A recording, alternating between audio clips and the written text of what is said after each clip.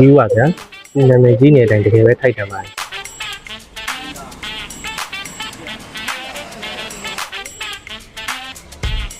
ဲ့တော့ဖူရဲ့ကျူးရှာဝေးဘလော့ကနေပြီးတော့ပြန်လဲကြိုးလိုက်ပါကျွန်တော်ဒီနေ့တွင်ရေးချထားတဲ့ဆိုင်ကတော့အလုံးမျိုးနဲ့ကျောင်းလမ်းထဲမှာရှိတဲ့နေလင်းကျူးစီချက်ဆိုင်ပါဒါကတော့သူ့ဆိုင်မှာရတဲ့မီနူးလေးပါဗျကျွန်တော်ကတော့ကျူးစီချက်ကိုဝက်နဲ့ share မှာထားပါတယ်ဒါကတော့ဒီမှာသူ့ဆိုင်အချင်းပါဗျသူ့ဆိုင်အချင်းကတော့ဒီမလေးလုပ်ပေးထားပါချင်းလေးထည့်မယ်ကျူးအချင်းလေးနဲ့မှပူပြီးတော့စားလို့ကောင်းတယ်။ရားကြီးပဲစားလို့ရှင်တော့ပြီးတယ်။ဟေးဒီဒီလေးထည့်မယ်။ဒါကတော့ဒီစိန်ထားတာပေါ့။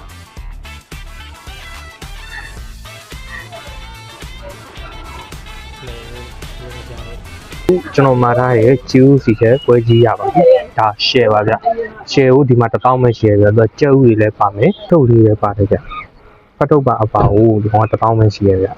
။အော်ရမ်းမီးရင်လည်းကောင်အပြေးကြနေ။ပဲပြရဲပါ။မကြည့်ပါဘူး။ဒါတွေလည်းအဲ့တော့ကောင်ကတော့အများကြီးပဲဗျ။အားတွေတော်တော်များနေဗျ။အရန်မီးကြီးနေဗျ။ကျွန်တော်တော့ပြေးကြနေပြီ။စားကြည့်တော့စားရင်မီးကြည့်မယ်ဗျ။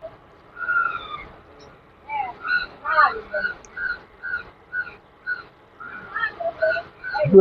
အသားဗျာကျုပ်ဟိုစားဘူးတဲ့ကောင်တော့အရင်ကစားဘူးတဲ့ဟိုစီချက်အသားတွေလို့မဟုတ်ဗျာသူကကျတော့ဟိုအရင်ချစ်ဖြစ်မနေဗျာအသားဒီလားအီလေးနဲ့ဗျာသူ့အသားရယ်ဗျာသူ့ရဲ့အသားပုံစံဗျာဒီလိုအီဒီပါသူ့ရဲ့အသားပုံစံကအီလေးကကျုပ်ဘယ်လိုပြောမလဲငဖဲအစိမ်းကိုပေါ့နော်ငဖဲအစိမ်းကိုချက်ထားတဲ့ပုံစံမျိုးလိုမျိုးအီလေးဖြစ်နေတာဗျာပြီးတော့ဂျင်းရတာလေးရရတွတ်တူပဲချင်းရကြာစံထမင်းကြီးဟိုဒီလိုက်ပါဦ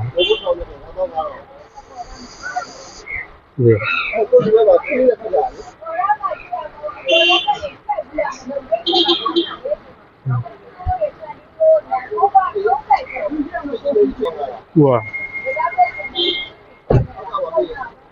ရလာလုံးဝအနေတော်ပဲကြာအပူလိုတော့မရှိဘူးအရင်လေးနေတာမျိုးလည်းမရှိဘူးဗျာအရင်ပေါ့နေတာမျိုးလည်းမရှိဘဲနဲ့အနေတော်လေးပဲကြောက်ပါသေးရဲ့ကြောက်ကြီးကြ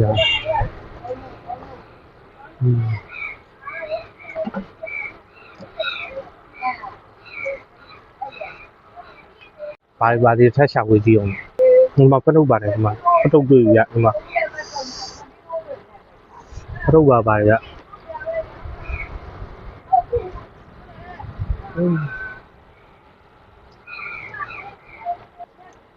ဘောရတာရွေး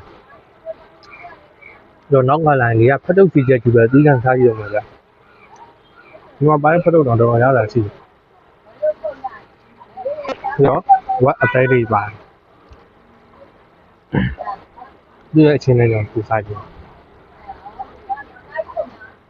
တေ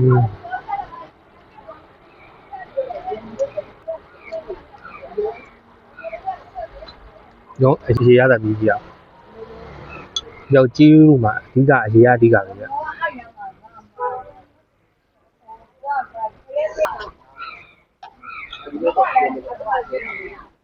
ခေါနာလို့ဦးအကြီးနေဗျာအနည်းဆုံး9နာရီ6နာရီလောက်ပြုတ်ထားတဲ့အရေးရတာပဲအရင် risk ဖြစ်တယ်ဗျာโอเคချက်ထပ်ပြီးတော့စောင်းတယ်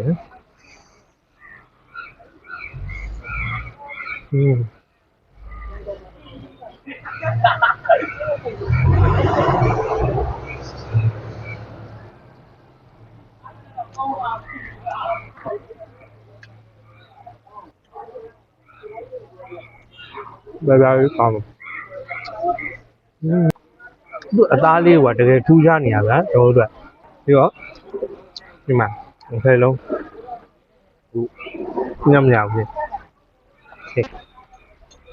တစ်ဖက်လုံးလည်းပါတယ်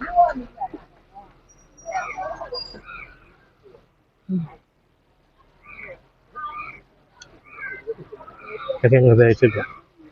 ဘာလို့လဲဆိုတော့တင်းနေတာပဲဆိုတော့ဒါမာပြီးတော့အပြင်သားလေးရလေ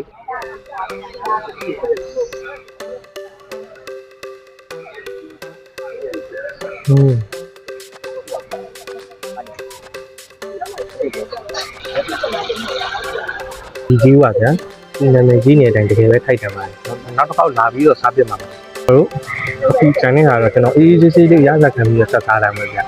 ကျွန်တော်တို့နောက်ဘလော့မှာဆက်ပြပါမယ်ကျွန်တော်ကတော့ဒီပိုင်းဖြစ်ပါတယ်